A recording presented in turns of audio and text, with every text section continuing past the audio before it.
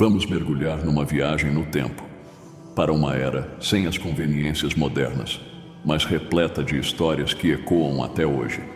Esta é a narrativa detalhada da Páscoa e da ressurreição de Jesus, uma saga que atravessa dor, sacrifício e triunfo inimaginável.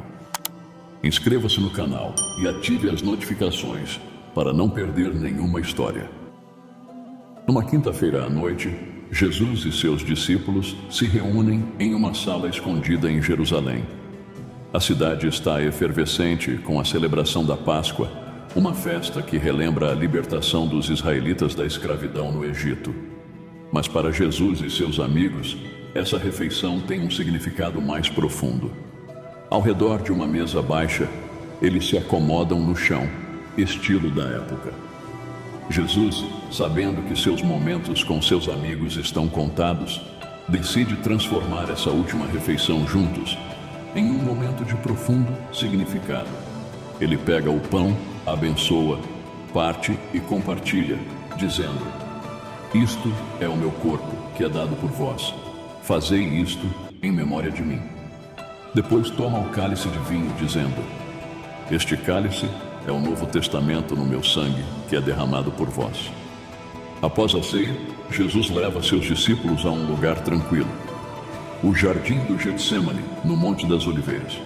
Um lugar de refúgio e oração para Jesus se torna o cenário de uma das noites mais dramáticas da história.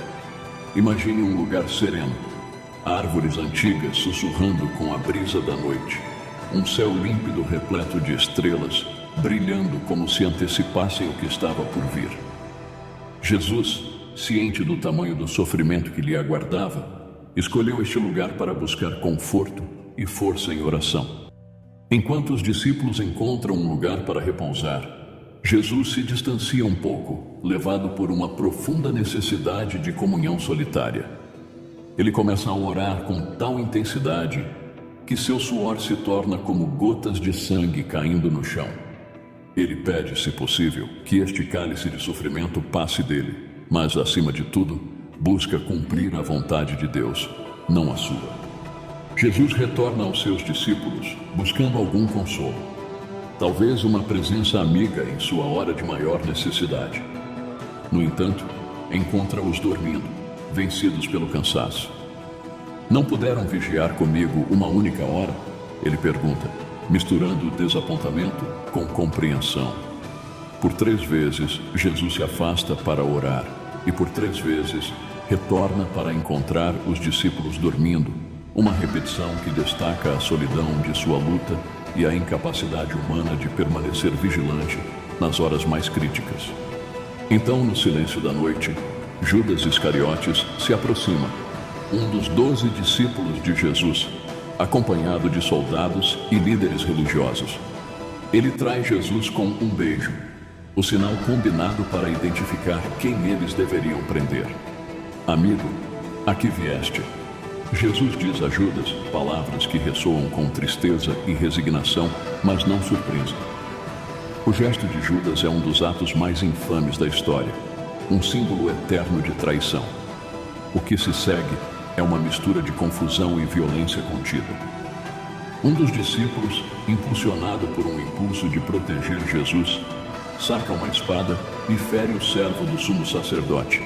Jesus, mesmo nesse momento de caos, cura o servo e repreende o discípulo, reiterando seu compromisso com a paz e cumprimento das Escrituras.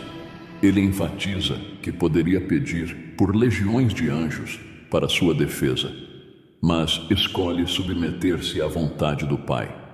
Jesus é capturado e todos os outros discípulos fogem, deixando-o sozinho. Imagine Jesus sendo levado através das ruas silenciosas de Jerusalém até a casa do sumo sacerdote. Eles querem Jesus fora do caminho, mas precisam de uma justificativa para condená-lo. Então, começam a tecer uma rede de acusações falsas, buscando desesperadamente alguma coisa pela qual possam acusá-lo. Mas Jesus, em sua serenidade inabalável, permanece em grande parte em silêncio, respondendo apenas quando diretamente confrontado. Enquanto isso, à distância, Pedro, um dos discípulos mais próximos de Jesus, segue o cortejo até o pátio do sumo sacerdote. Aqui, ele enfrenta sua própria batalha interna. 3 vezes, ele é reconhecido como um seguidor de Jesus e 3 vezes nega conhecê-lo, cumprindo a dolorosa profecia que Jesus havia feito. A cada negação, o coração de Pedro se afunda mais no desespero, especialmente quando o galo canta, marcando sua traição final e o olhar de Jesus que encontra o seu. Um olhar que demonstra profunda tristeza e perdão. Após um julgamento falso pelos líderes religiosos, Jesus é levado a Pilatos, o governador romano, a única autoridade que pode ordenar uma execução. Pilatos rapidamente percebe que Jesus é um peão em um jogo de poder religioso e que, de fato, não cometeu nenhum crime digno de morte. Ele tenta liberar Jesus, sugerindo substituí-lo por um criminoso liberado na Páscoa. Mas a multidão, instigada pelos sacerdotes, clama pela libertação de Barrabás e pela crucificação de Jesus. Buscando evitar um tumulto e ao mesmo tempo lavar as mãos da decisão, Pilatos cede à pressão. Ele ordena que Jesus seja açoitado, uma punição brutal, e finalmente condenado à morte por crucificação. Jesus é então vestido com um manto púrpura e coroado com espinhos, em uma zombaria cruel de sua reivindicação de realeza.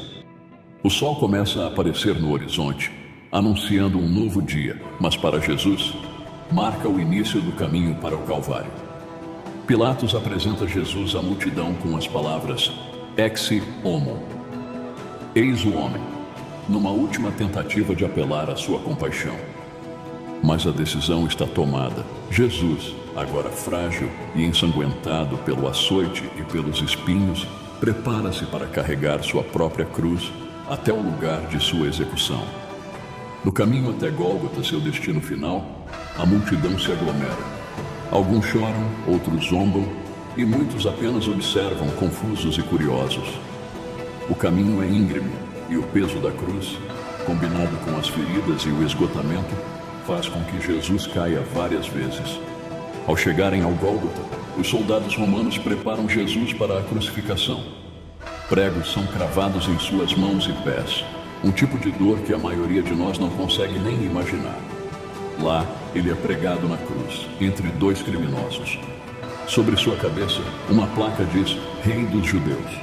Mesmo nesse estado de agonia, as primeiras palavras de Jesus na cruz são de perdão. Pai, perdoa-lhes, pois não sabem o que fazem, demonstrando um amor e compaixão incondicionais. Por volta do meio-dia, uma escuridão sobrenatural cai sobre a terra. É como se até o sol se recusasse a brilhar, lamentando a injustiça que se desenrolava. Este momento de trevas, durando até as 3 da tarde, é um retrato vívido do peso do pecado do mundo inteiro, sendo colocado sobre os ombros de Jesus. Finalmente, com um último suspiro, Jesus clama: está consumado. Essas palavras não são um suspiro de derrota, mas uma declaração de vitória. A missão pela qual ele veio ao mundo foi cumprida. Ele então inclina a cabeça e entrega seu espírito. O véu do templo se rasga ao meio, simbolizando o fim da separação entre Deus e a humanidade, e a terra treme, como se estivesse reconhecendo a magnitude do que acabara de acontecer. Depois de sua morte, o corpo de Jesus é colocado em um túmulo novo, cedido por José de Arimateia, um membro do conselho judaico que secretamente seguia Jesus.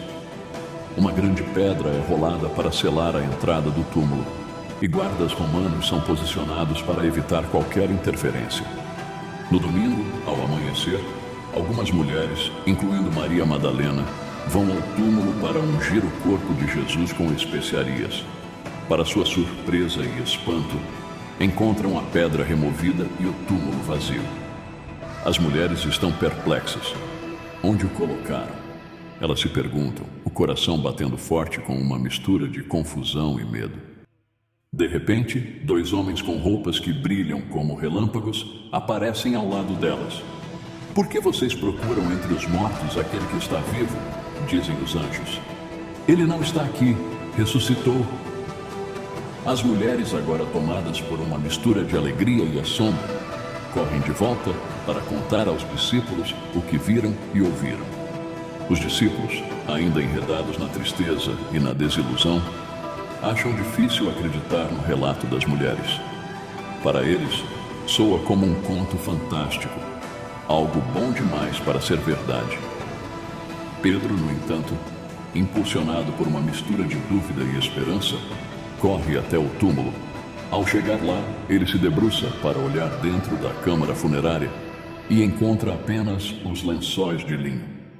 O corpo de Jesus, de fato, desapareceu. Maria Madalena retorna ao túmulo, sozinha e chorosa. Lá, ela se depara com Jesus, mas inicialmente não o reconhece, pensando que seja o jardineiro. Senhor, se você o levou embora, diga-me onde o colocou, e eu o pegarei, ela suplica. É só quando Jesus a chama pelo nome, Maria, que seus olhos se abrem para a verdade diante dela. Mestre, ela exclama, agora reconhecendo o impossível tornado realidade. Nas horas e dias que se seguem, Jesus aparece várias vezes a seus discípulos, mostrando-lhes que está vivo. Ele conversa com eles, compartilha refeições e os ensina mais sobre o reino de Deus. Cada aparição é uma prova indiscutível de sua ressurreição, transformando o medo e a dúvida em alegria e esperança. 40 dias após sua ressurreição, Jesus reúne seus discípulos e os leva até o Monte das Oliveiras. Lá, ele os abençoa e lhes dá uma missão: serem suas testemunhas até os confins da terra. Enquanto eles observam, Jesus é elevado aos céus, deixando uma promessa de que o Espírito Santo viria sobre eles, capacitando-os para a tarefa à frente.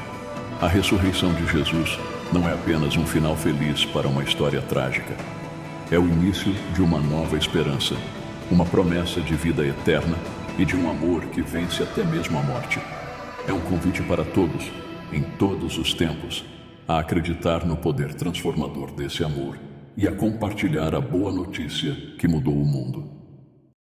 A história da Páscoa e da ressurreição de Jesus não termina com sua ascensão. Ela continua em cada pessoa que acolhe essa mensagem de esperança, amor incondicional e transformação. É uma história que desafia, consola e inspira, convidando todos a serem parte de algo maior do que si mesmos. Algo que transcende tempo e espaço. E assim, essa história milenar continua a ser contada e recontada. Não apenas como um evento passado, mas como uma realidade viva que convida cada ouvinte a entrar na narrativa, a experimentar a transformação e a compartilhar a esperança que vem de entender o verdadeiro significado da Páscoa. Chegamos ao fim da história. Se você gostou, não esqueça de clicar em gostei. Deixe sua opinião nos comentários e compartilhe com mais alguém. Até o próximo Conto do Reino.